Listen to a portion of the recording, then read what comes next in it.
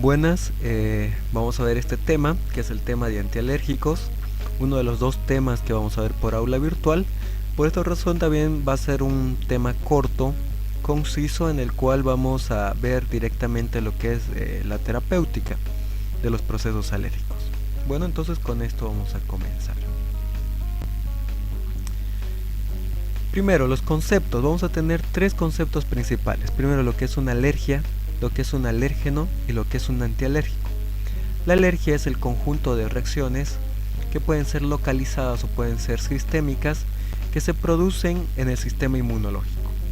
Está mediado por diferentes sustancias que se van a encargar de producir la alteración del sistema inmunológico, y estas son respuestas ante sustancias llamadas alérgenos.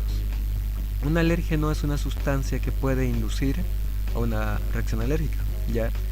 Puede ser cualquier tipo de sustancia. Normalmente las personas son alérgicas en nuestro medio a cosas específicas, ¿no?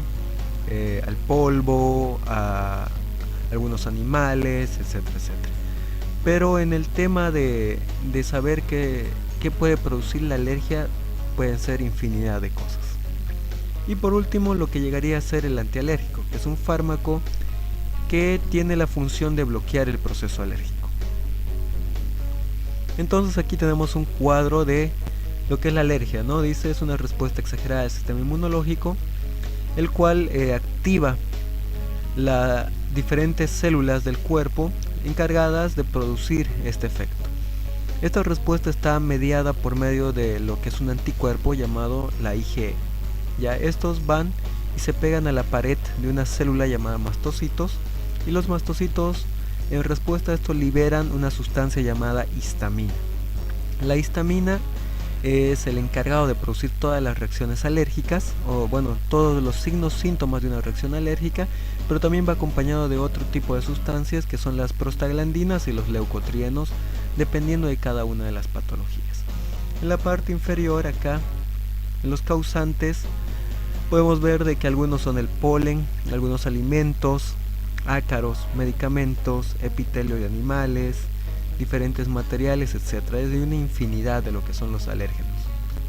¿Cuáles son los síntomas principales? Bueno, tenemos cefalea, insomnio, irritabilidad, depresión, lagrimeo, secreción nasal, estornudos, tos, etcétera, etcétera. Que vamos a ver en la siguiente diapositiva cuáles son los más prevalentes, ¿no? Y aquí abajo en el cuadro, en la parte inferior, podemos ver lo que dice el diagnóstico. Entonces dice, 1 de cada 5 personas es alérgica a alguna sustancia. Entonces es muy probable que entre 5 sí o sí hay una persona que sea alérgica. Y ahí existen diferentes pruebas.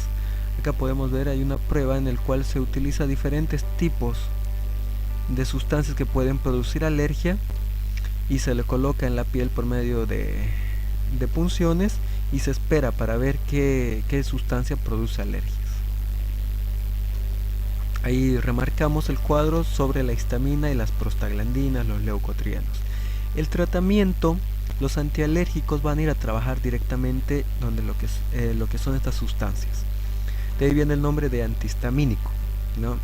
Que es uno de los principales fármacos para tratar lo que son las alergias. Y bueno, vamos a tener tres sustancias principales: la histamina, las prostaglandinas y los leucotrienos. La histamina, que produce todo ese efecto de la alergia; las prostaglandinas, que llegan a ser sustancias inflamatorias, lo vimos en el tema de AINES un poco, y cómo van a bloquear ciertos medicamentos, algunos antiinflamatorios no esteroideos, directamente a la producción de prostaglandinas, bloqueando lo que es el COX-1 y COX-2. Y los leucotrienos, que también intervienen en ciertas funciones en cuestión de la alergia, pero más que todo los leucotrienos se encuentran en respuestas asmáticas, ¿ya? Porque produce lo que es la broncoconstricción. Entonces, la liberación de estas tres sustancias inflamatorias van a llevar a la reacción alérgica, y la reacción alérgica obviamente a los signos y síntomas, ¿ya? Entonces aquí tenemos un cuadro donde más o menos se explica los síntomas, ¿no? En los ojos, picor, lagrimeo, conjuntival, hay hinchazón de párpados, enrojecimiento, y en la nariz hay estornudos, picor igual, hay secreción nasal acuosa y congestión, en la piel puede haber urticaria, eczemas y en la garganta picazón, ardor, goteo postnasal. ¿Ya? ¿Cuáles son los signos más típicos? Primero la rinitis, que es el prurito, el escozor o el picor, estornudos y un aumento de la secreción. Después la urticaria, aquí podemos ver uno de los gráficos, una de las imágenes, donde se puede ver manifestaciones eritematosas en la piel. En ese caso es una respuesta leve, ya a veces en muchos pacientes se puede, acá podemos verlo, en muchos pacientes esto se puede generalizar a nivel casi de todo el cuerpo, y en vez de hacer pequeños puntos eritematosos pueden ser de un buen abarque en la piel, ya pueden llegar a ser ronchas. Después está lo que es la conjuntivitis. En el cuadro de abajo, en la imagen de abajo, tenemos unos ojos rojos, ¿no? Que igual hay picor, hay aumento de la secreción, etc. Y por último lo que es el prurito generalizado. Puede ser por diferentes tipos de alérgenos.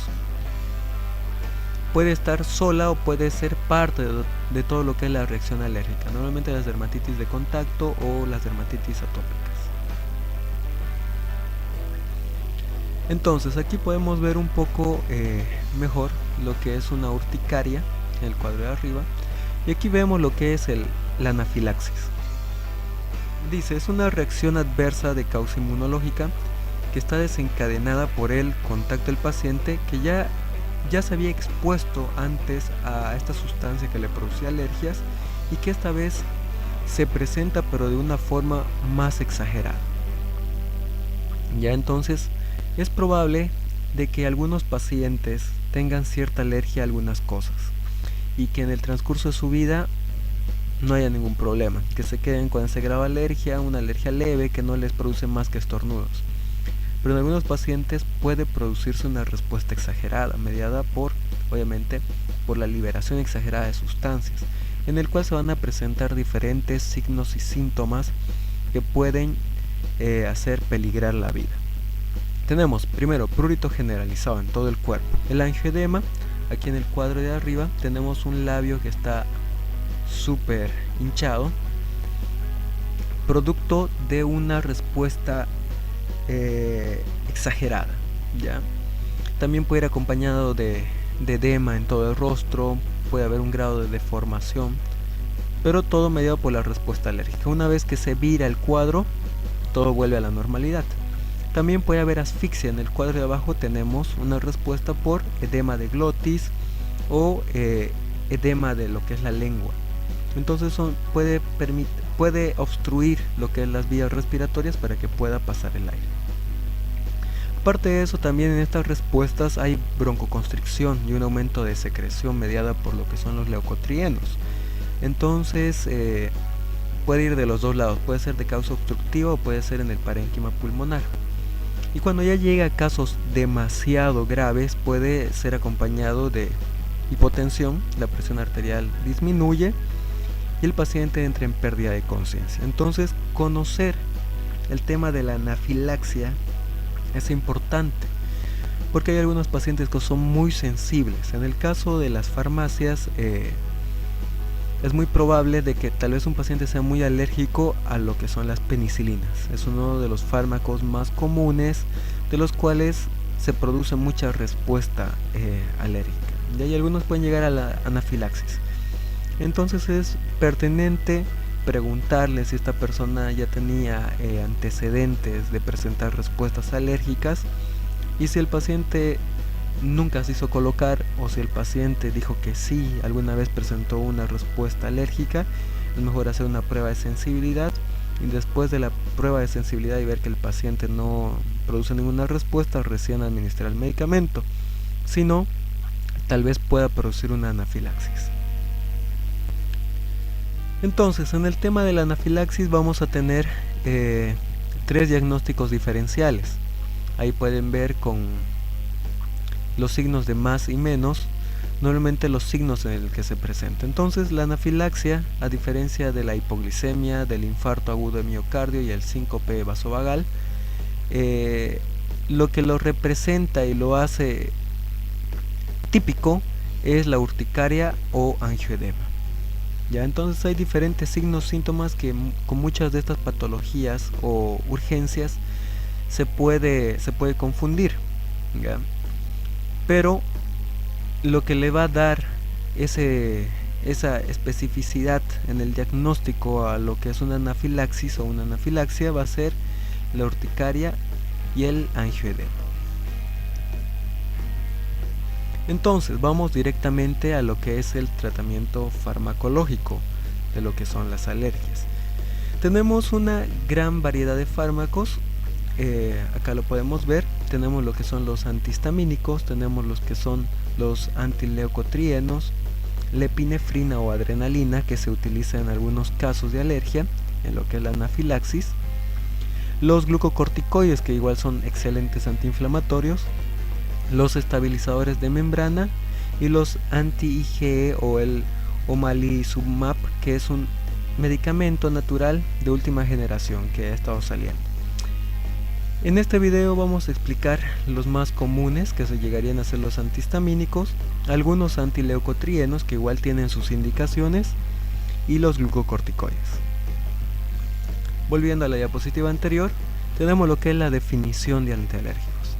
Lo habíamos visto en las diapositivas iniciales, pero aquí es un poco más explicada.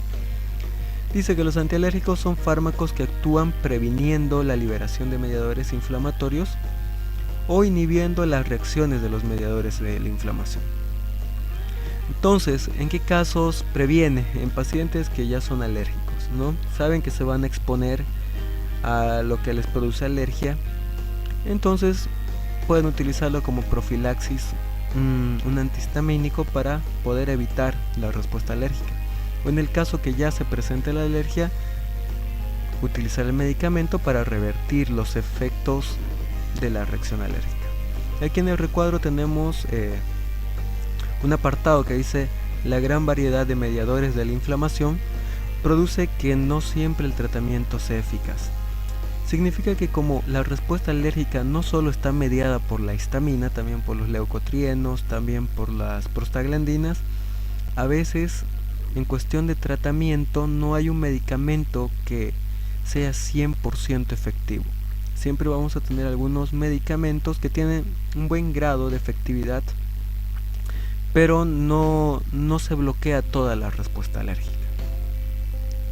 Entonces, vamos a comenzar con lo que son los antihistamínicos. En cuestión de los antihistamínicos, vamos a tener en el cuerpo humano 4 receptores de histamina. Los receptores H1, los H2, los H3 y los H4. ¿Cuáles son los más importantes en cuestión de alergia? Tenemos a los H1, que es donde principalmente se va a producir lo que es la respuesta alérgica, y los H2, que no intervienen tanto en la respuesta alérgica, más que todo en procesos digestivos. Ahí podemos ver la distribución. Los H1 se distribuyen en lo que es el músculo liso, las células endoteliales y el sistema nervioso central, mientras que los H2 en las células parietales del estómago, miocardio y mastocitos. Por esta razón nos podemos remontar a la última parte de este cuadro que dice antagonista.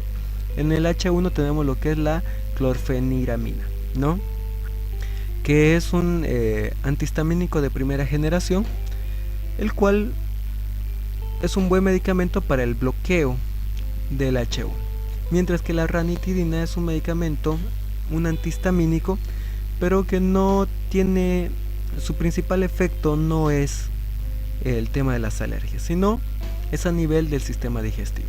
Así que nos vamos a fijar más en lo que es los receptores H1 como tratamiento para las alergias. En cuestión de los receptores H3 y H4, en el H3 tenemos este tipo de receptores en el sistema nervioso central, y es el que regula el feedback de la liberación de histamina, y el H4 en las células hematopoyéticas interviene en lo que es el proceso de formación de estas células que liberan histamina. Y bueno, vamos a tener diferentes efectos en el cuerpo. En el músculo liso hay contracción bronquial y del intestino, vasodilatación y aumento de la permeabilidad vascular. En este caso hay una vasodilatación de las arterias una contracción de las venas y por esta razón hay una mejor salida de líquido hacia el intersticio. Por esta razón el edema. En el corazón tiene efectos dromotrópicos.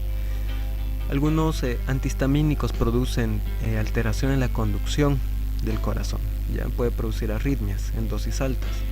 En las glándulas hay un aumento de la producción de secreciones. Y en el sistema nervioso inhibe el apetito, estimula la vigilia. En el periférico mayor sensibilidad de terminaciones nerviosas. Por esta razón los medicamentos, los antihistamínicos, producen sedación. Algunos su principal contraindicación es la sedación. Produce sueño. Es porque va a bloquear cada uno de los efectos. En el caso del sistema nervioso central estimula la vigilia, lo que es la histamina.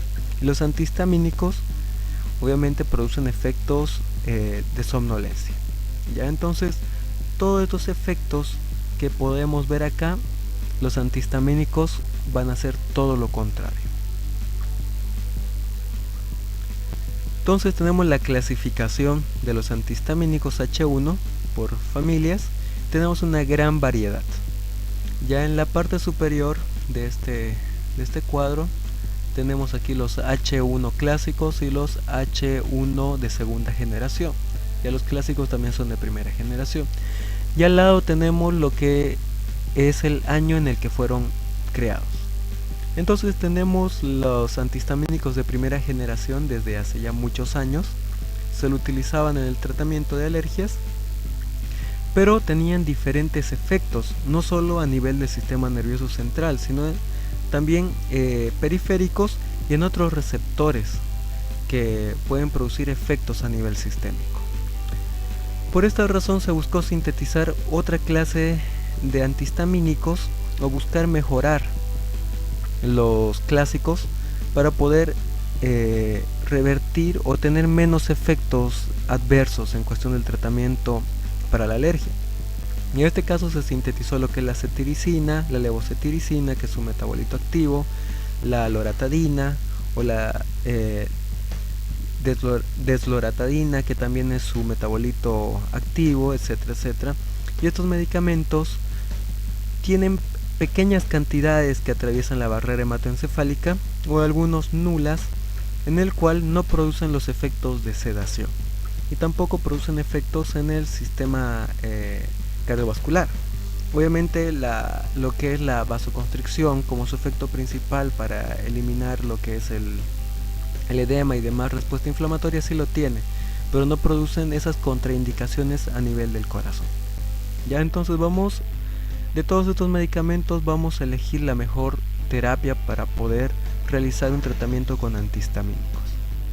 En el recuadro inferior tenemos, dice, los antihistamínicos no curan la alergia, son medidas paliativas y se limitan a bloquear la respuesta fisiológica de la histamina liberada. Entonces estos medicamentos no curan la alergia, ya significa de que tomando una cetiricina no nos vamos a curar de la alergia, pero sí vamos a lograr revertir el cuadro de reacción alérgica. Aquí tenemos un cuadro comparativo de lo que son los antihistamínicos de primera generación y los de segunda generación. Entonces tenemos algunos efectos que son compartidos, como los efectos periféricos, la dilatación muscular, la vasoconstricción, la disminución del edema y eritema y la disminución de las secreciones. Su farmacocinética es parecida en cuestión de la absorción. La mayor parte de estos se pueden utilizar por vía oral, y ahí tienen una buena distribución. Entonces, en lo que es la distribución ya se van diferenciando. Los H1 atraviesan la barrera hematoencefálica, los H2 no la atraviesan, solo en pequeñas cantidades algunos de los H2. El metabolismo es similar, tiene metabolismo hepático, el sistema microsomal. En las concentraciones igual, tienen un parecido, de 3 a 4 horas ya se encuentran en concentraciones plasmáticas, pero la ventaja de los de segunda generación es de que se puede utilizar una única dosis porque su efecto dura de 12 a 14 horas. En cambio, los H1 hay que tomarlo 3 veces al día porque su efecto dura solo de 4 a 6 horas. ¿ya? Aparte de eso tenemos en el tema de efectos, en los H1 de primera generación tenemos efectos anticolinérgicos, puede servir como antiemético. La ranitidina nos sirve como un antiemético, es un H2, pero también otros H1 nos pueden servir como antieméticos porque producen su efecto anticolinérgico a nivel del sistema nervioso central. Y lo que es uno de los efectos que menos se quiere, que es la sedación, produce sueño, ¿ya? Mientras que en los de segunda generación tenemos más efectos periféricos y no tanto centrales, por la razón que no atraviesan la barrera hematoencefálica y no tienen un efecto anticolinérgico. Ambos tienen un efecto en el sistema cardiovascular en cuestión de lo que es la vasoconstricción, pero se está evaluando el nivel de cardiotoxicidad que puede tener, ¿ya? Es más, en esta época estamos buscando sintetizar lo que son los de tercera generación, ¿ya? Alguna vez van a encontrar algunos medicamentos, buscando un poco de literatura vi de que la levocetiricina se lo considera como un medicamento de tercera generación, ya, un antihistamínico de tercera generación, pero para que sea de tercera generación tendríamos que cumplir algunos parámetros. Uno de ellos, la ausencia de cardiotoxicidad. Después, menor riesgo de efectos en el sistema nervioso central. Tercer punto, que no tenga interacciones farmacológicas con otros medicamentos que pueda afectar lo que es el efecto, y que pueda tener un efecto antiinflamatorio, ¿ya? De todos los antihistamínicos, ya sea de primera y segunda generación, no hay uno que pueda cumplir todos estos parámetros a cabalidad. Entonces todavía no se puede considerar de que ningún antihistamínico es de tercera generación, pero lo mejor que tenemos son los de segunda generación. Y bueno, aquí tenemos los diferentes medicamentos de los antihistamínicos, pero clasificados según su grado de sedación, ¿ya? Entonces podemos ver los de alto grado de sedación allá arriba, tenemos los que tienen un efecto mediano y los de bajo grado de sedación, ¿ya? Entonces vamos a ver cómo podemos hacer para dar un tratamiento con antihistamínicos. Tenemos que valorar diferentes puntos, porque todavía se utilizan algunos de los medicamentos que pueden producir sedación, como la clorfeniramina, que es muy utilizado, pero produce alto grado de sedación. Entonces vamos a ver qué ventajas tienen los de primera generación y también darle la competencia cuál es, por qué se podría utilizar uno de primera generación y cómo se puede utilizar también uno de segunda generación. Entonces tenemos 8 fármacos de la familia de las histaminas. De la primera generación tenemos lo que es la clorfeniramina como primera escala, la difenidramina, la hidroxicicina, la fexofenadina, que igual entra de los 4 de primera generación. Y en segunda generación tenemos la loratadina, la desloratadina, la cetiricina y la levocetiricina. 4 fármacos de segunda generación. Diferencias en cuestión de tratamiento, más que todo nos remontamos a lo que es el precio. Ya los de primera generación normalmente tienen un precio mucho más bajo que los de segunda generación. Ya ambos tienen lo que es la nefrotoxicidad. Ambos grupos son nefrotóxicos en altas dosis y aparte de eso en tratamientos prolongados. Pero en cuestión de la loratadina y la desloratadina, tenemos, más que todo en la desloratadina, tenemos menor efecto a nivel del sistema nervioso central. Ya entonces vamos a desenvolvernos en cuestión de todos estos medicamentos. Vamos a ver su dosificación y vamos a ver qué características tienen cada una de ellas. Estos 8 fármacos son indicados en cuestión de tratamiento contra la alergia del grupo de las histaminas. Entonces tenemos la clorfeniramina como primer representante de los de primera generación, con una dosificación en adultos y adolescentes de 4 miligramos por vía oral cada 4 a 6 horas. Hasta 24 miligramos día, no se debe utilizar más, es su dosis máxima. En niños de 6 a 12 años, 2 miligramos por vía oral cada 4 a 6 horas, hasta 12 miligramos día. Y en niños de 2 a 5, 1 miligramo por vía oral cada 4 a 6 horas con un máximo de 6 miligramos. Vamos descendiendo en cuestión de la dosificación máxima por la edad. Y este medicamento se puede utilizar en cuestión de lo que es la anafilaxis. Cuando un paciente está con anafilaxis, se utiliza lo que es la epinefrina o adrenalina para revertir el cuadro, y después se le da una dosis de mantenimiento con la clorfeniramina. ¿Ya? Como ya sabemos, su principal efecto adverso es la sedación, tiene un alto grado de sedación, y esto puede llevar a efectos secundarios indirectos. Por ejemplo, un paciente que tenga que conducir o tenga que manejar maquinaria, hay que indicarle de que si él va a tomar la clorfeniramina, es mejor que no lo haga, que no realice su trabajo, porque puede producirle sedación y producir accidentes, ¿no? Después tenemos la difenidramina, que llegaría a ser nuestra segunda elección de los medicamentos de los antihistamínicos de primera generación. Y ahí tenemos la dosificación de 25 a 50 miligramos por vía oral cada 4 a 6 horas. No se debe exceder más de 300 miligramos en un día. Esa es la dosis para adultos. Y en los niños de 6 a 12 años, de 12.5 a 25 miligramos por vía oral cada 4 a 6 horas, y no se debe superar los 150 miligramos en el día. Ya.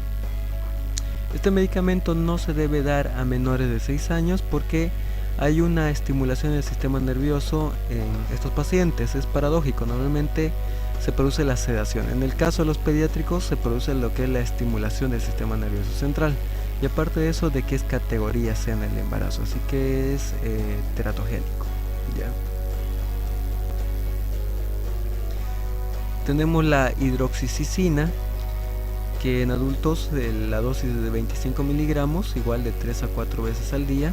En niños mayores de 6 años, de 50 a 100 diarios en dosis divididas. Y en niños menores de 6 tenemos 50 miligramos diarios en dosis divididas. ¿Cuántas dosis? De 3 a 4, lo dividimos en ese tipo. Ya entonces 50 dividido en todo el día 4 veces o 3 veces.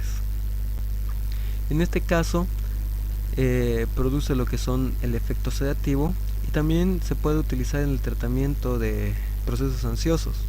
Ya entonces, doble función. Bueno, y también aparte de eso, de que produce lo que es la alteración de la conducción cardíaca, obviamente en sobredosis, ¿no? Entonces tiene un efecto adverso en cuestión del tratamiento de la alergia. En vez de producir lo que es un buen efecto, tal vez podemos producir efectos secundarios. De todos los de primera generación es el que más efectos secundarios produce, la hidroxicina. Después tenemos la fexofenadina, que su dosificación en adultos y adolescentes mayores de 12 años es de 60 miligramos por vía oral 2 veces al día, o 180 miligramos una vez al día. Es uno de los pocos fármacos que se puede dar una vez al día, pero en dosis elevadas. Y después la indicación dice reducir la dosis a 60 miligramos por vía oral una vez al día para los pacientes que tienen insuficiencia renal. Y en niños de 6 a 11 años la dosis es de 30 miligramos por vía oral 2 veces al día, y se debe reducir la dosis una vez al día para evitar el deterioro renal. Ya igual no se debe dar en niños menores de 6 años, es categoría C en embarazo y tiene un efecto sedativo fuerte. Después tenemos lo que es los medicamentos de segunda generación. Ya estos tienen menor efecto en el sistema nervioso central porque no atraviesan la barrera hematoencefálica o atraviesan una pequeña cantidad del fármaco, Entonces tenemos nuestra primera línea de tratamiento, que llegaría a ser la loratadina. De los de segunda generación es uno de los que menos efecto de sedación produce. La dosificación en adultos y adolescentes es de 10 miligramos por vía oral una vez al día. Podemos ver de que los de segunda generación solo se utilizan una vez al día, a diferencia de los de primera generación.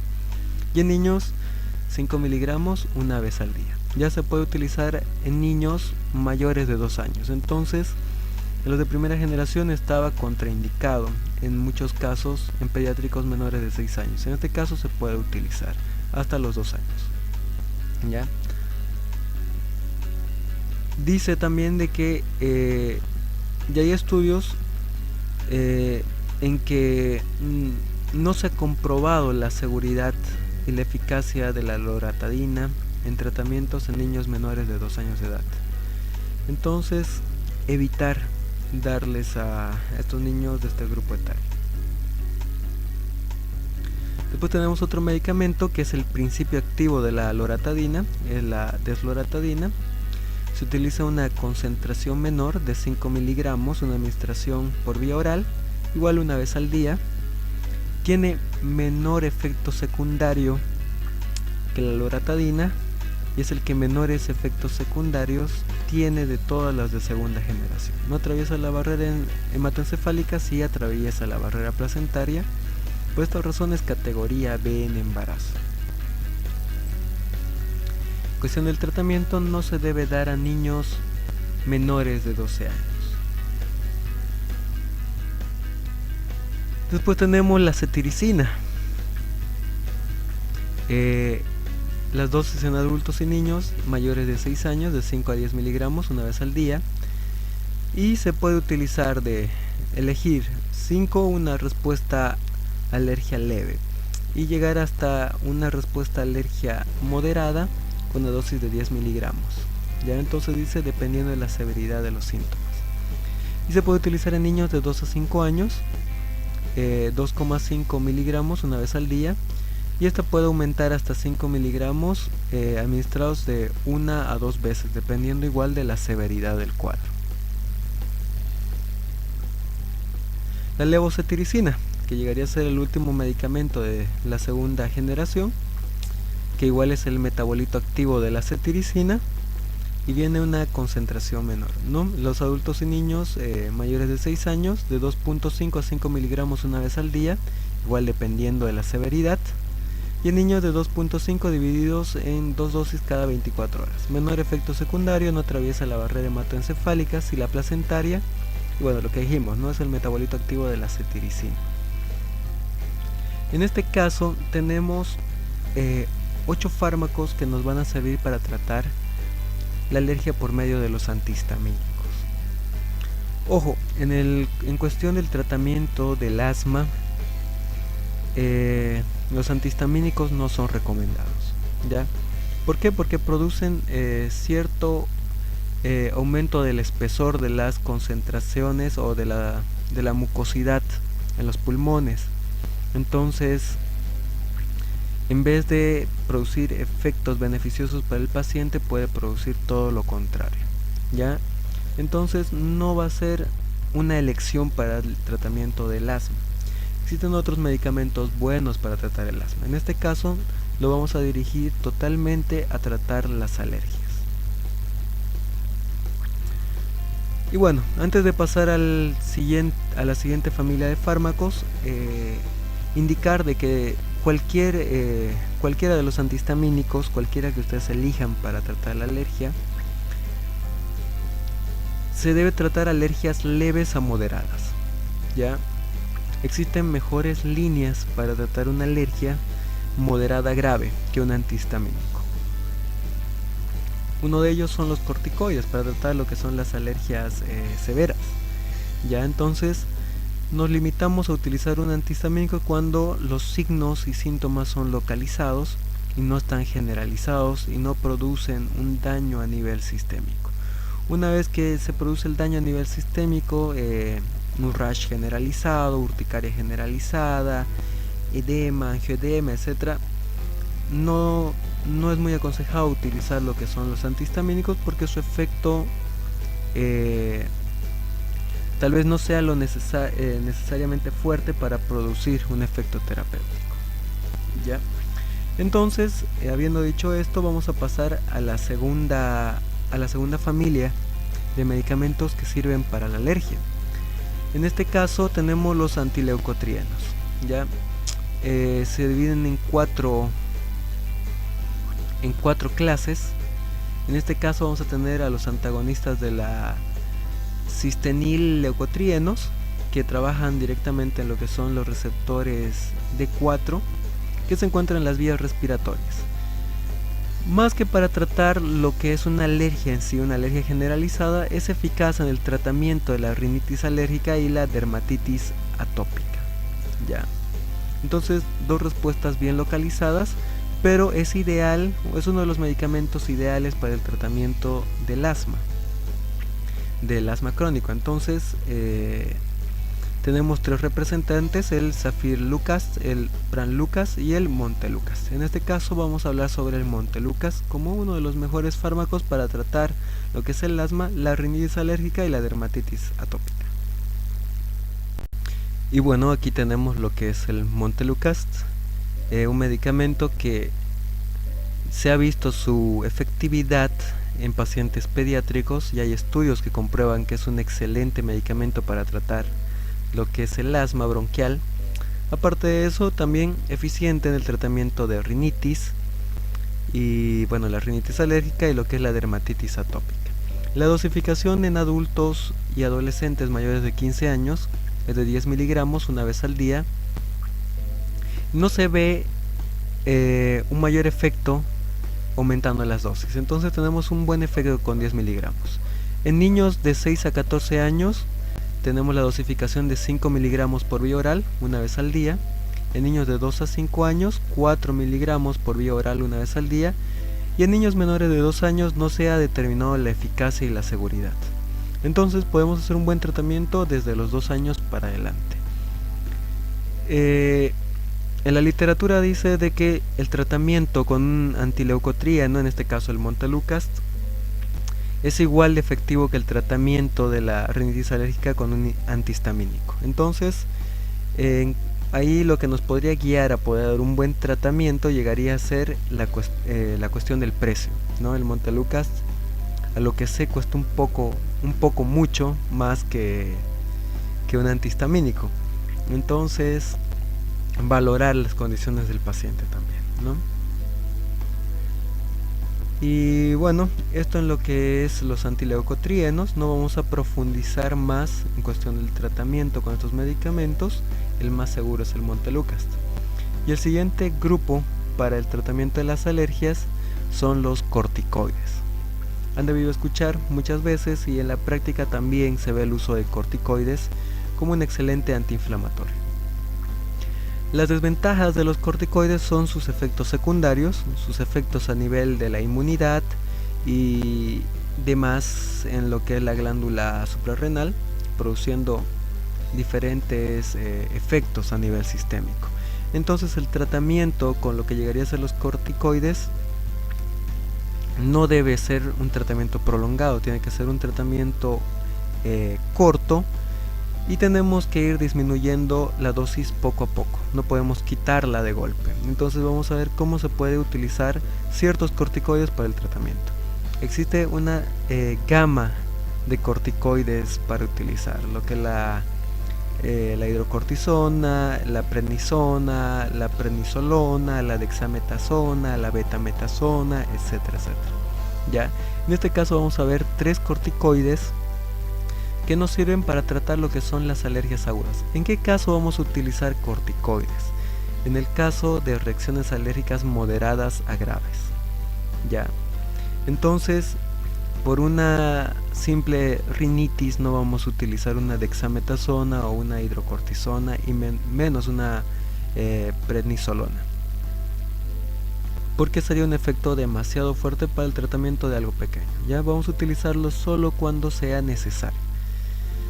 Entonces vamos a ver la dosificación de uno de estos, primero con la dexametasona.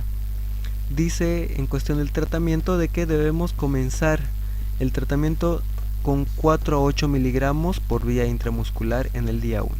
Y después tenemos que ir disminuyendo la dosificación hasta el quinto y sexto día. ¿Ya? También tenemos lo que es la dexametasona en comprimidos. La verdad me costó un poco encontrar lo que es la presentación de comprimidos en nuestro medio. Creo que viene más en lo que es la solución inyectable y es de la forma que más se la utiliza. Bueno, entonces para hacer el tratamiento de lo que llegaría a ser una respuesta alérgica severa, moderada, vamos a utilizar mejor lo que es la dexametasona intramuscular y utilizar la terapia tal cual la tenemos en la diapositiva. En el primer día se utiliza una dosis de ataque de 4 a 8 miligramos y después vamos a ir disminuyendo. En el segundo día vamos a bajarlo a 3 miligramos, en el tercer día a 1,5, el cuarto día y así vamos disminuyendo cada día más. ¿Ya? Y por último tenemos lo que es la prednisolona, igual un corticoide con un buen efecto. Las dosis en adultos y niños, se inicia el tratamiento con 10 a 20 miligramos una vez al día en dosis única y después se disminuye la dosis a 5 miligramos al día por los siguientes 3 días. Viene en lo que es su presentación por vía oral de 5 miligramos y también es uno de los tratamientos indicados en lo que es la conjuntivitis alérgica. Entonces es un excelente tratamiento. Por esta razón también viene en una vía de administración oftálmica. Recalcar nuevamente de que el uso de estos medicamentos, de la prednisolona, de la hidrocortisona, de la dexametasona, etcétera, etcétera, es en casos de alergias moderadas a severas. En el caso de una alergia leve se puede utilizar el tratamiento con antihistamínicos. Y bueno, con esto concluimos lo que es el tema de antialérgicos. Espero que se haya podido entender. Y si tienen alguna pregunta, vamos a estar, yo voy a estar respondiendo cada una de sus preguntas por medio del aula virtual o si no por nuestro grupo. Y bueno, entonces dentro de unos días voy a estar subiendo lo que es el tema de antiparasitarios y con esto concluimos los 2 temas que nos faltaban. Bueno, entonces concluimos con esto.